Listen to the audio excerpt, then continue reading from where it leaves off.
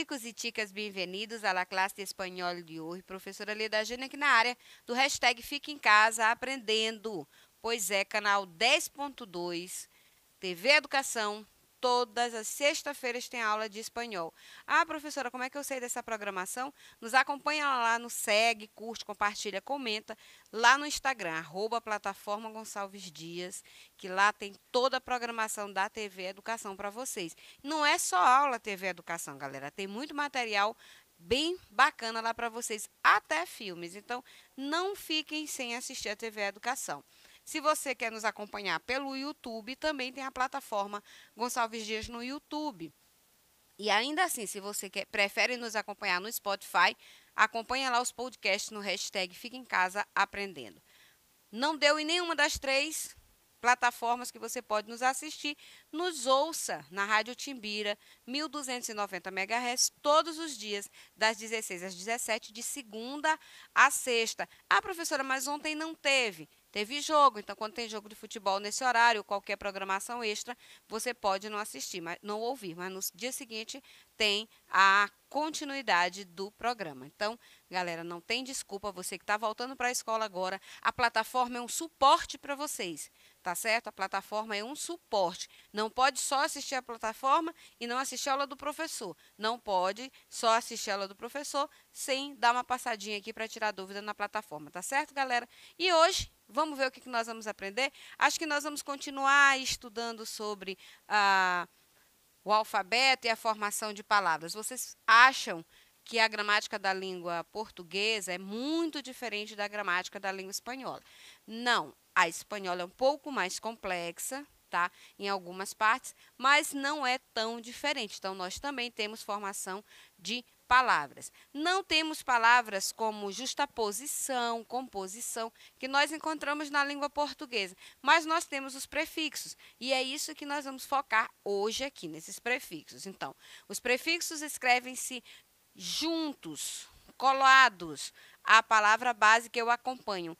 Por que colados? Não tem um hífen antes, professora? Não, não existem hífens em algumas palavras que são da língua espanhola. Então, vocês vão verificar isso. São unidos por hífen a palavra que acompanham. Usa-se espaço separador quando? Aí tem as norminhas de quando vocês usam. Algumas combinações de prefixos e os prefixos negativos. Então, tá tudo aqui nesse material. Vamos ver se nós conseguimos falar sobre ele todo. Se não, não se preocupe, essa aula fica gravada, tá? E esse material também fica gravado. Vamos lá. Em espanhol, a regra geral é que o prefixo deve escrever-se sempre colado à palavra base, constituída por uma única palavra, sem hífen e sem espaço em branco. Aqui eu tenho antiaderente, antirrobo, antitabaco, quase delito, quase automático, exalcoólico, ex-chefe, ex-ministro, ex-novio, ex-presidente, pré-pago, pré-contrato, pós-venta, pós-moderno, pós-amnistia, pró-vida, pró-britânico, vice-alcalde, vice-secretário, supermodelo, super aburrido, super bien. Não cabe aqui a gente ficar traduzindo essas palavras, porque o meu objetivo aqui não é saber que palavra é que está escrito, mas sim perceber o prefixo nessas palavras. Por exemplo, aderente, tá? Eu tenho anti-aderente. Roubo, eu tenho anti-roubo, tá? Só para vocês terem uma ideia. Roubo sozinho é roubo, tá? Então, anti-roubo, antitabaco, vocês sabem o que é tabaco, quasi delito. Então, a palavra base é aqui, ó, automático, alcoólico. Então, essas são minhas palavras base. Automático, quem é meu prefixo? Quase. Alcoólico, quem é meu prefixo? Ex. Chefe, quem é meu prefixo? Ex e chefe. Ministro, quem é meu prefixo? Ex. Novio, quem é o meu prefixo? Ex.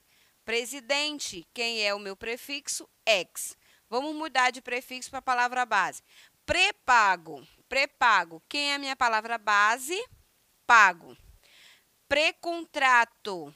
Quem é a minha palavra base? Contrato. Pós-venta. Pós-venta. Quem é a minha palavra base? Venta. Pós-moderno. Quem é a minha palavra base? Moderno. Pró-amnistia. Quem é minha palavra base? Amnistia. E por aí vocês devem observar as demais, tá? Que nós já falamos. Então, ela é constituída de uma palavra base e de um prefixo sem o uso do hífen. Quando a base iniciar por maiúscula, quando for uma sigla ou nome próprio, fica o uso do hífen. Lembra que eu falei que em algumas situações se usa o hífen? Então, anti-Alca, mini USB, pós-Gorbachev, pro-Obama. Eu tenho aqui Alca, que é sigla, USB, que também é uma sigla, Gorbachev, que é um nome próprio, Obama, que é um nome próprio. Então, nesse caso, eu uso o prefixo com o hífen para separar, tá? Quando a base for um número, também eu uso um hífen, no caso, sub-21, super 8. Sub e super são prefixos na língua portuguesa que vocês já conhecem, que também existe na língua espanhola. Usa-se espaço separador quando? Vamos reforçar o que nós acabamos de ouvir. Quando a base for pluriverbal, isto é, constituída de várias palavras com um sentido único, com um sentido unitário, há prefixos como ex, anti ou pro, que são especialmente propensos, por seu significado, a unir-se a bases desse tipo. Por isso, a gramática os chama de prefijos separables. Prefijos separables. Ex relações públicas. Vocês estão observando aqui que eu não tenho hífen aqui, né? Ex relações públicas, antipena de muerte, pro direitos humanos. Aqui vocês já sabem a tradução, né? Ex-relações públicas, antipena de morte, pró-direitos humanos. Esta mesma circunstância pode dar-se também com outros prefixos, ou seja, pode acontecer sem o uso do hífen, mas ficar separado com outros prefixos, que é no caso pré-Segunda Guerra Mundial, é pré, fechado, não tem acento, tá? Super em forma, vice-primeiro-ministro, tá? Tradução, pré-Segunda Guerra, super em forma, vice-primeiro-ministro, sem mistério também. Nas palavras precedidas de vários prefixos, estes também devem ser escritos colados, sem hífen intermediário. Anti-pós-modernista. Aí eu tenho dois prefixos, anti, pós e a base modernista, tá? Então, anti, pós-modernistas. Então, o que ele está dizendo aqui? Que eu tenho vários prefixos para uma base. Quando eu tenho vários prefixos para uma base, eu não tenho hífen. Requete super guapo. Requete super guapo. Eu tenho aqui requete super guapo. Guapo é a minha base. Sendo assim, um mesmo prefixo pode escrever-se colado à base ou mediante hífen, ou ainda completamente separado em função dos fatores citados acima. Antimáfia, anti-OTAN, anti-ácido láctico, pro-vida, pro-OLP, pro-derechos humanos, super cansado, super 8, super em forma, tá? Então, não está errado essas expressões aqui, se você colocar hífen, ou não colocar, ou separar, aqui como no caso de pro derechos humanos, separar tudo em vez de juntar pro derechos humanos, também está correto, tá certo? Vamos lá.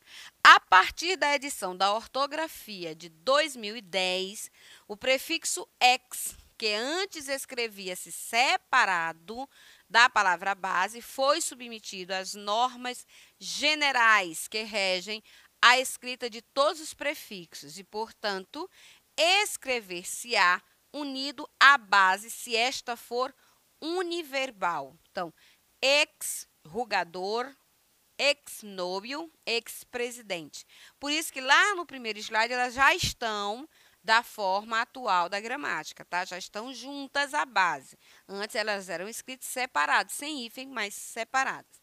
Embora a palavra prefixada possa levar um complemento ou adjetivo especificativo atrás. Por exemplo, ex-jogador del Real Madrid, ex-novio de mi hermana, ex-presidente brasileiro, etc.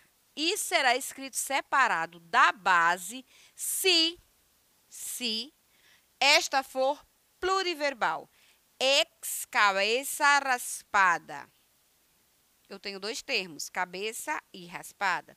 Ex-número 1. Ex-teniente de alcalde.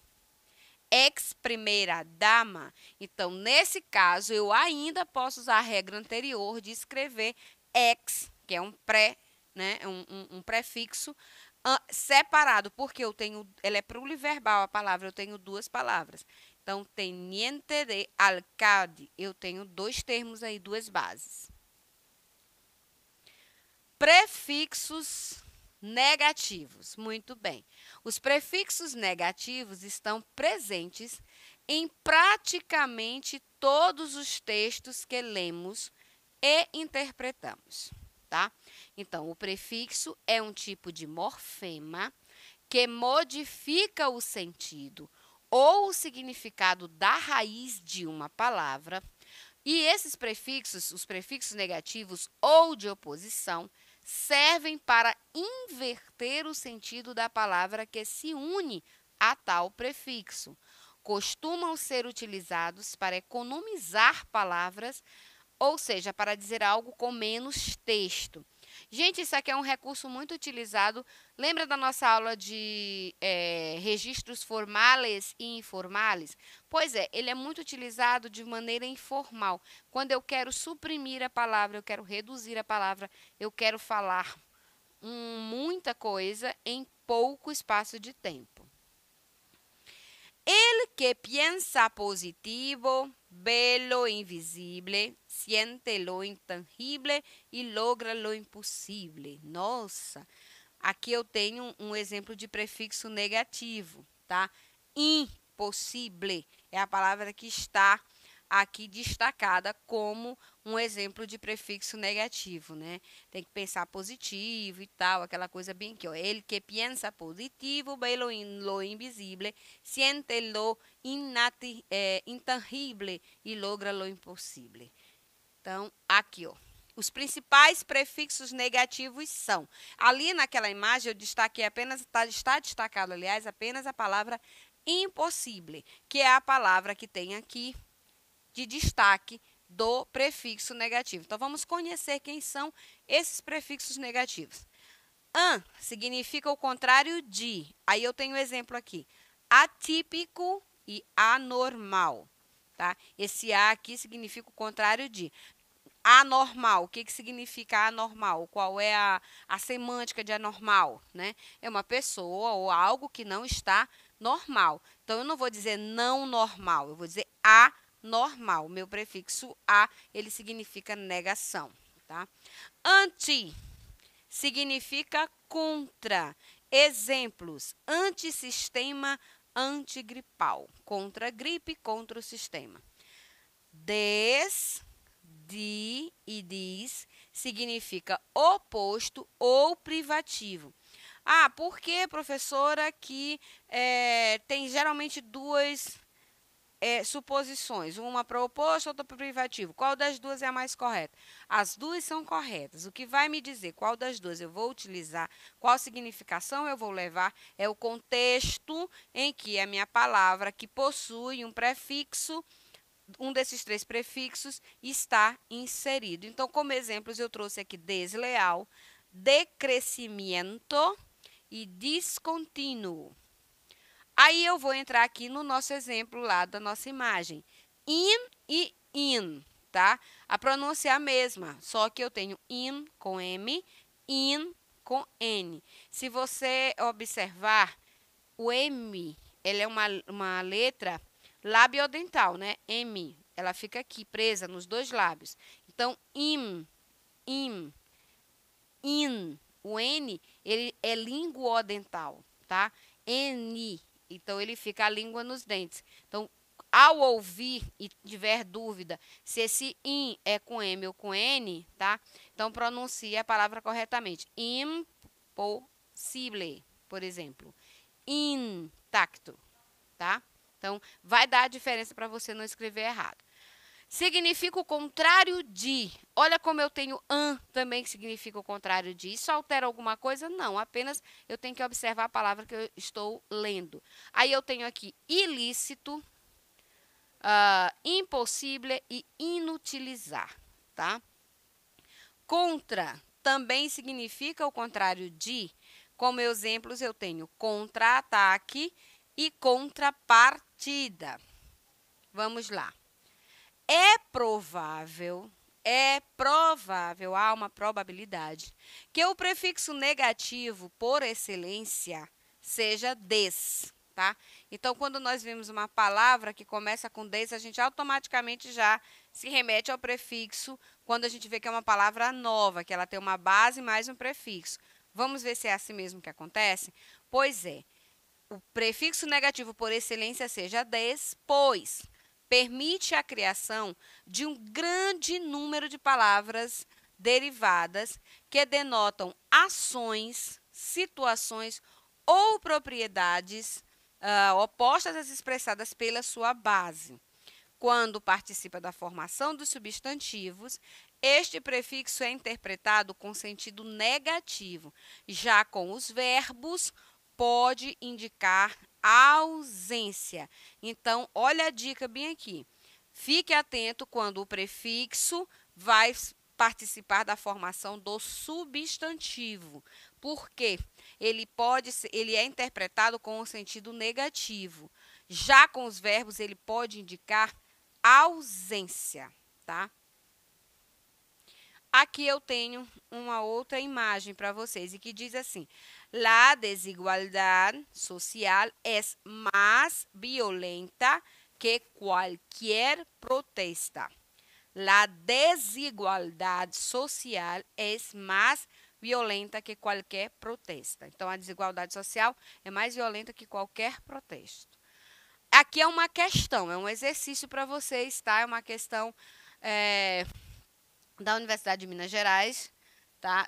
Aliás, da Universidade do Paraná, e diz o seguinte: de acordo com os elementos linguísticos da língua espanhola, é correto afirmar que, de acordo com os elementos linguísticos da língua espanhola, é correto afirmar que la forma su de la expresión su papel es un posesivo de tercera persona que sustitui a la forma papel de los hombres. A forma su é uma da expressão seu papel, né, que é su papel, é um pronome possessivo de terceira pessoa que substitui a forma papel de los hombres. Ingobernable, imprescindible, inferior são palavras que apresentam um prefixo de negação, assim como discapacitado. Ingovernável, imprescindível, inferior são palavras que apresentam um prefixo de negação, assim como discapacitado. Mulheres, padres e esposas são palavras do campo semântico relativo ao sexo feminino. Mulheres, padres, tá. La conjunção por supuesto equivale a sin embargo, certo? Então, qual dessas alternativas, de acordo com os elementos linguísticos da língua, é correta? Aqui não está correto. Por quê? Eu não tenho essa expressão su papel, né? O seu papel, tá? É o seu papel, não de los hombres. Então, a gente já elimina aí. Ingovernável, imprescindível, inferior são palavras que apresentam prefixo de negação, assim como discapacitado. O erro está bem aqui, diz, não é discapacitado.